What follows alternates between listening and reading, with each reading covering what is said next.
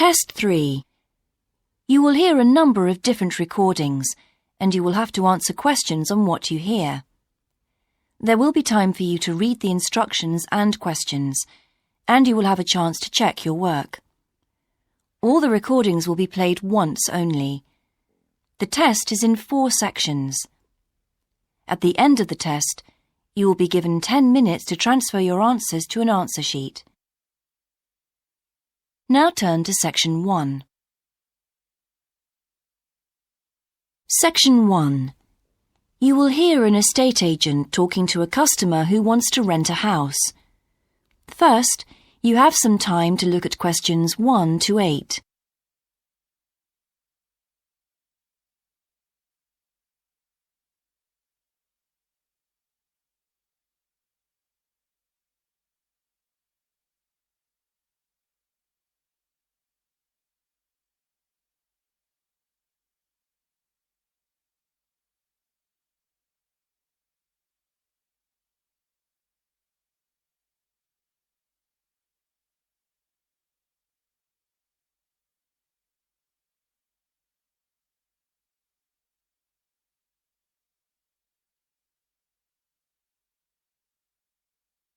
You will see that there is an example that has been done for you.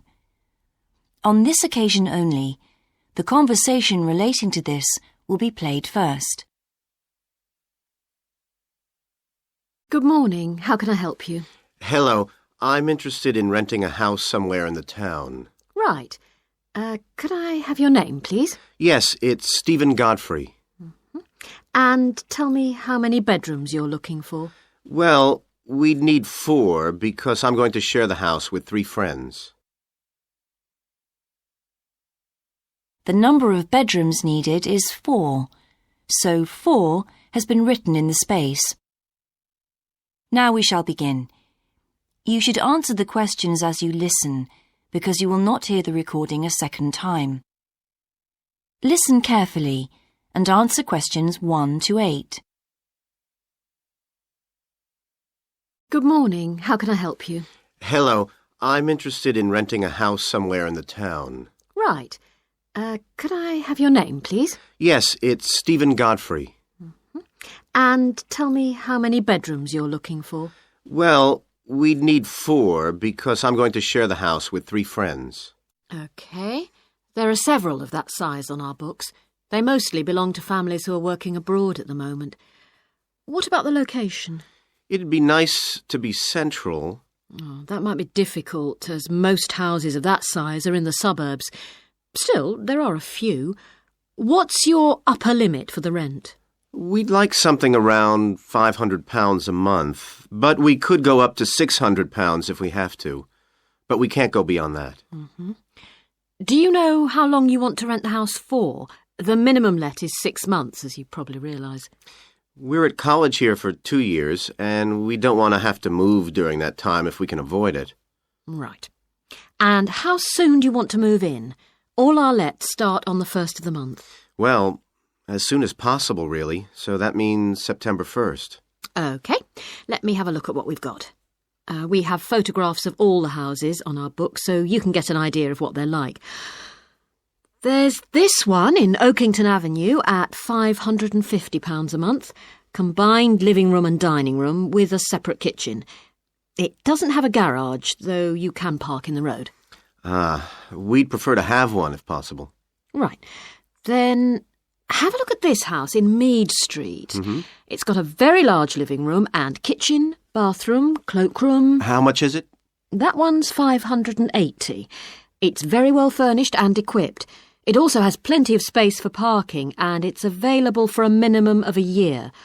Oh, and there's a big garden. I don't think we could cope with that, to be honest. We'll be too busy to look after it. OK. Then there's this older house in Hamilton Road. Living room, kitchen, diner, and it has a study. £550 a month. That looks rather nice. But whereabouts in Hamilton Road?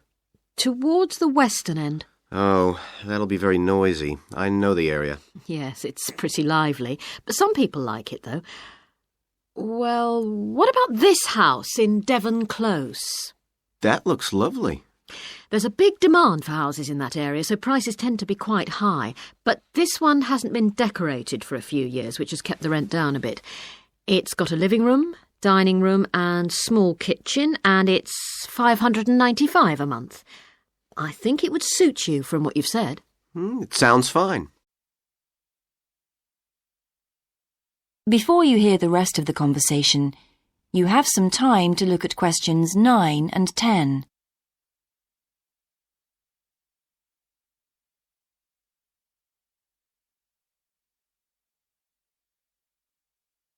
Now listen and answer questions 9 and 10.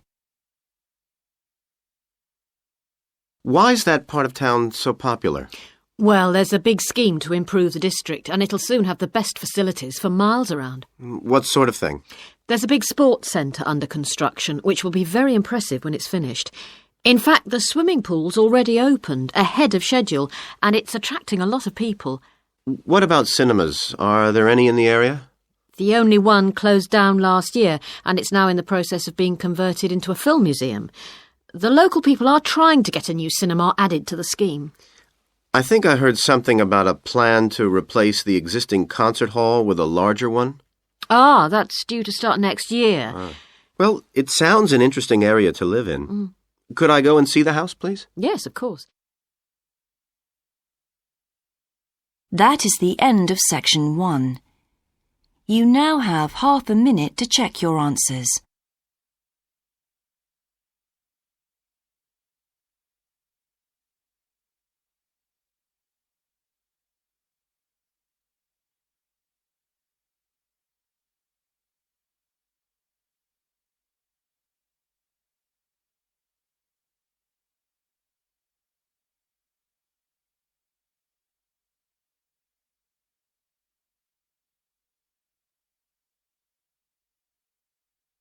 Now turn to section 2.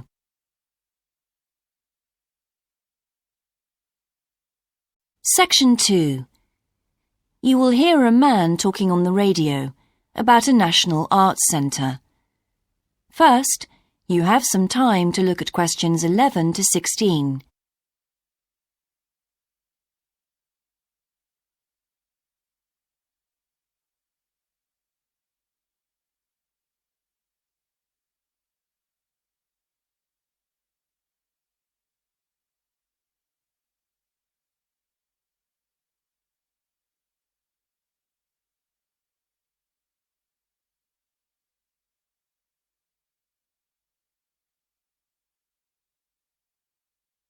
Now listen carefully and answer questions 11 to 16. Hello, and welcome to Focus on the Arts. I'm your host, Dave Green, and this is your very own local radio programme. Every Friday evening, we put the spotlight on different arts and culture facilities and look at the shows and events that are on offer in the coming week. And today, the focus is on the National Arts Centre. Now, if you don't already know it yourself, I'm sure you've all heard of it. It's famous throughout the world as one of the major venues for classical music. But did you know that it's actually much more than just a place to hear concerts? The centre itself is a huge complex that caters for a great range of arts. Under a single roof it houses concert rooms, theatres, cinemas, art galleries and a wonderful public library, as well as service facilities including 3 restaurants and a bookshop. So, at any one time, the choice of entertainment there is simply enormous. So, how did they manage to build such a big arts complex right in the heart of the city? Well, the area was completely destroyed by bombs during the war in 1940.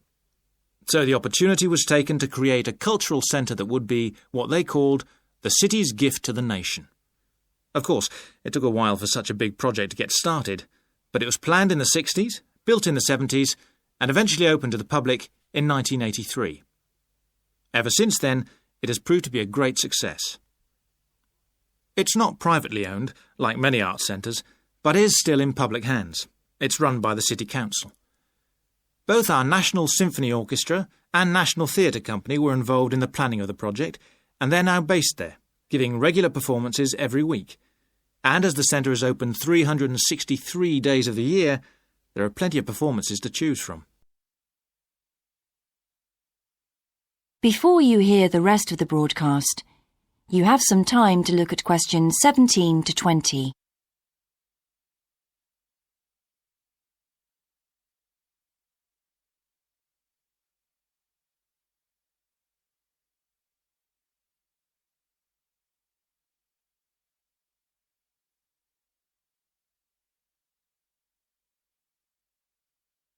Now listen and answer questions 17 to 20. So, to give you some idea of what's on, and to help you choose from the many possibilities, we've made a selection of the star attractions. If you're interested in classical music, then we recommend you go along to the National on either Monday or Tuesday evening at 7:30 for a spectacular production of the Magic Flute, probably the most popular of all Mozart's operas. It's in the Garden Hall, and tickets start at only £8, but you'll have to be early if you want to get them that cheap. And remember, it's only on for those 2 evenings. For those more interested in the cinema, you might like to see the new Canadian film, which is showing on Wednesday evening at 8 p.m. in Cinema 2, and that's called 3 Lives. It's had fantastic reviews, and tickets cost just £4.50, which is a reduction on the usual price of £5.50. So, it's really good value, especially for such a great movie.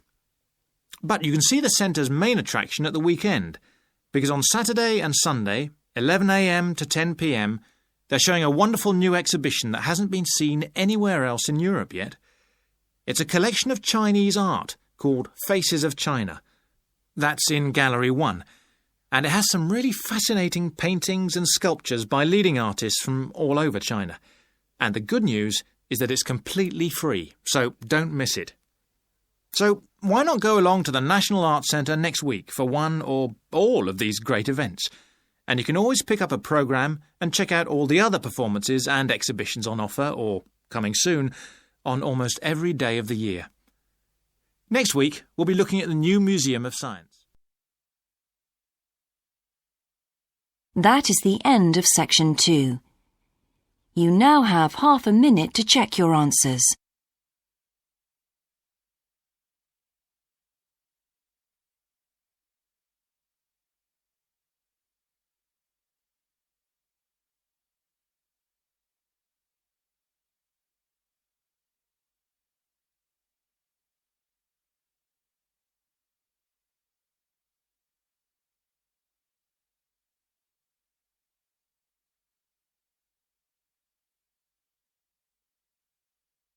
Now turn to Section 3.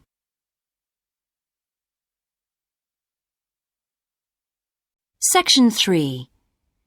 You will hear a university tutor and a new student called Paul discussing Paul's work experience and Latin American Studies course.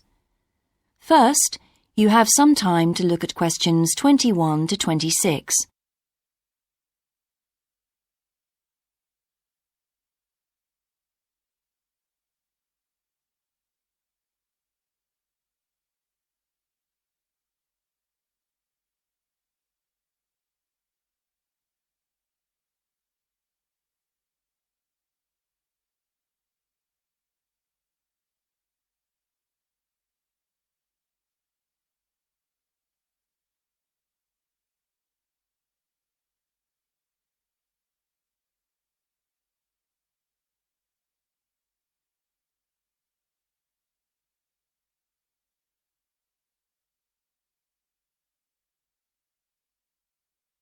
Now listen carefully and answer questions 21 to 26. I've been reading your personal statement, Paul. First, let's talk about your work experience in South America. What took you there? Was it to gain more fluency in Spanish? Well, as I'm combining Spanish with Latin American studies, my main idea was to find out more about the way people lived there. My spoken Spanish was already pretty good, in fact. So you weren't too worried about language barriers? No. In fact, I ended up teaching English there, although that wasn't my original choice of work. I see. How did you find out about all this? I found an agency that runs all kinds of voluntary projects in South America. What kind of work? Well, there were several possibilities. You mean construction, engineering work? Yes, getting involved in building projects was an option. Then there was tourism. taking tourists for walks around the volcanoes, which I actually chose to do, and then there was work with local farmers. But you didn't continue with that project. Why not? Because I never really knew whether I'd be needed or not. I'd thought it might be difficult physically, but I was certainly fit enough. No, I wanted to do something that had more of a proper structure to it, I suppose. I get demotivated otherwise. What do you think you learned from your experience? It must have been a great opportunity to examine community life. Yes, but it was difficult at first to be accepted by the locals. It was a very remote village, and some of them were reluctant to speak to me, although they were always interested in my clothes and how much I had to pay for them. Well, that's understandable. Yes, but things soon improved. What struck me was that when people became more comfortable with me and less suspicious, we really connected with each other in a meaningful way. You made good friends? Yes, with two of the families in particular. Good. What about management? Did you have a project manager? Yes, and he gave me lots of advice and guidance. And was he good at managing too? That wasn't his strong point. I think he was often more interested in the academic side of things than filing reports. He was a bit of a dreamer. And did you have a contract? I had to stay for a minimum of 3 months. My parents were surprised when I asked to stay longer, 6 months in the end. I was so happy there. And did anything on the administration side of things surprise you? What was the food and lodging like? Simple, but there was plenty to eat, and I only paid $7 a day for that, which was amazing, really. And they gave me all the equipment I needed, even a laptop. You didn't expect that then? No. Well, I'll look forward to hearing more. Before you hear the rest of the discussion, you have some time to look at questions 27 to 30.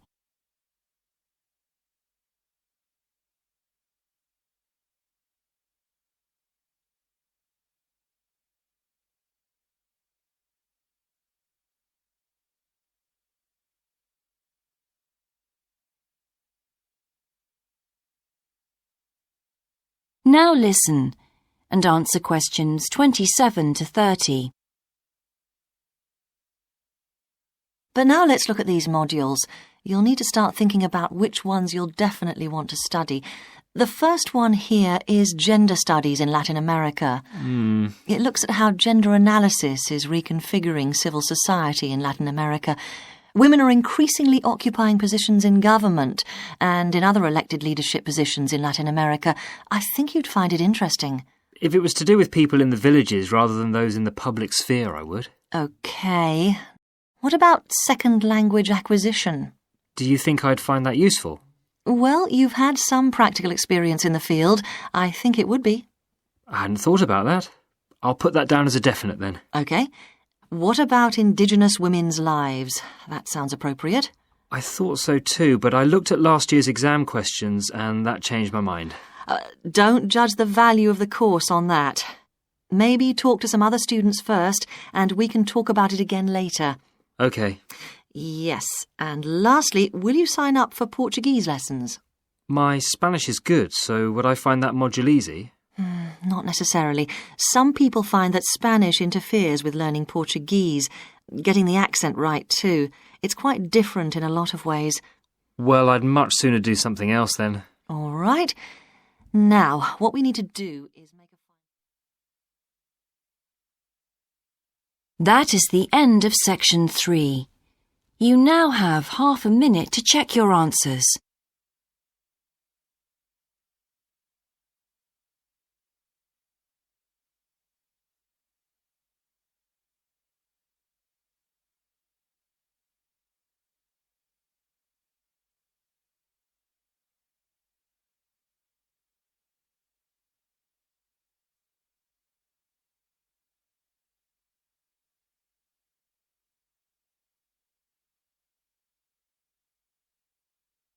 Now turn to section 4.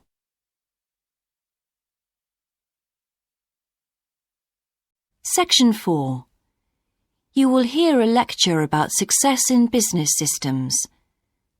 First, you have some time to look at questions 31 to 40.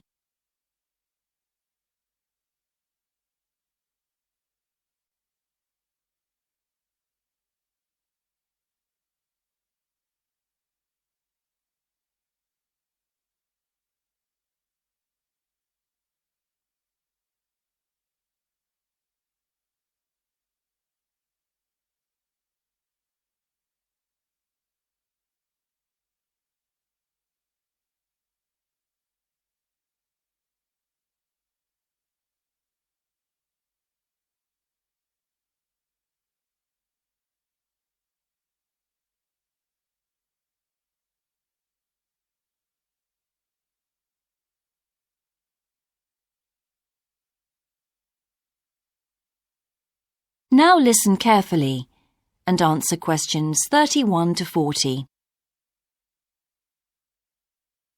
Good morning, everyone. In the last few lectures, I've been dealing with business finance, but now I'm going to move on to business systems. And in today's lecture, I'm going to talk about what can go wrong when businesses try to copy their own best practices. Once a business has successfully introduced a new process, managing a branch bank, say, or selling a new product, the parent organization naturally wants to repeat that success and capture it, if possible, on a bigger scale. The goal, then, is to utilize existing knowledge and not to generate new knowledge. It's a less glamorous activity than pure innovation, but it actually happens more often, as a matter of fact. However, surprisingly, getting things right the second time is not necessarily any simpler than it was the first time. Now, there's been a lot of research into how companies can repeat their previous successes, and it certainly hasn't been confined to the United States. It seems that most large industries are trying to repeat their own successes and manage the knowledge they've acquired. But even so, it has been shown that the overwhelming majority of attempts fail. A host of studies confirm this, covering a wide range of business settings: branch banks, retail stores, real estate agencies, factories, call centers, to name but a few. So why do so few managers get things right the second or third time? Let's consider one reason for failure: placing too much trust in the people who are running the successful operation, the experts, shall we say. Managers who want to apply existing knowledge typically start off by going to an expert, such as the person who designed and is running a successful department store, and picking their brains. Now, this approach can be used if you want to gain a rough understanding of a particular system, or understand smaller, isolated problems. The trouble is, even the expert doesn't fully grasp the whole thing, because when it comes to complex systems, the individual components of the process are interwoven with one another. The expert never has complete access to the necessary information. And the situation's complicated even further by the fact that experts are usually not aware of their own ignorance. The ignorance can take various forms. For instance, a lot of details of the system are invisible to managers. Some may be difficult to describe, learned on the job, and well known by workers, perhaps, but impossible to describe in a way that's helpful. And there are some things that people know or do that they're not even aware of.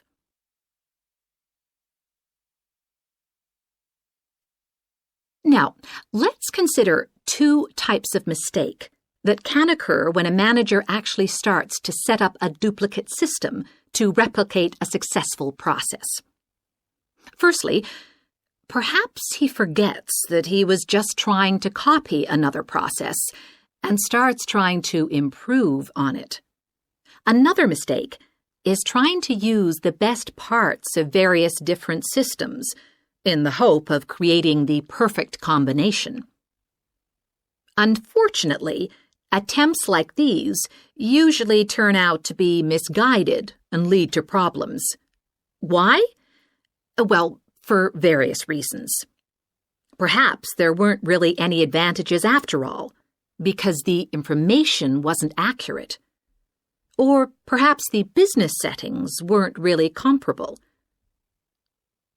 More typically, the advantages are real enough, but there are also disadvantages that have been overlooked. For example, the modifications might compromise safety in some way. So, what's the solution? Well, I don't intend to suggest that it's easy to get things right the second time. It's not. But the underlying problem has more to do with attitudes than the actual difficulty of the task, and there are ways of getting it right. These involve adjusting attitudes, first of all. Being more realistic and cautious, really.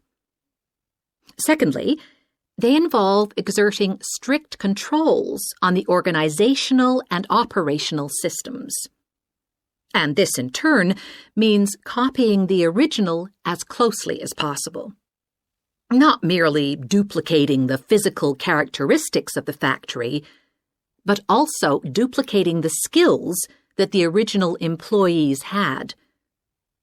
Reliance on a template like this offers the huge advantage of built-in consistency. That is the end of section 4. You now have half a minute to check your answers.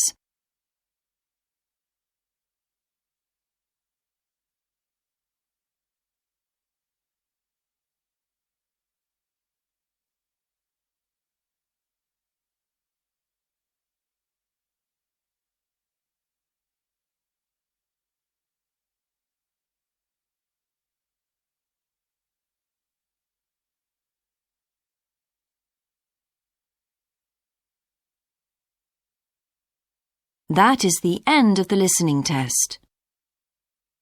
In the IELTS test, you would now have 10 minutes to transfer your answers to the answer sheet.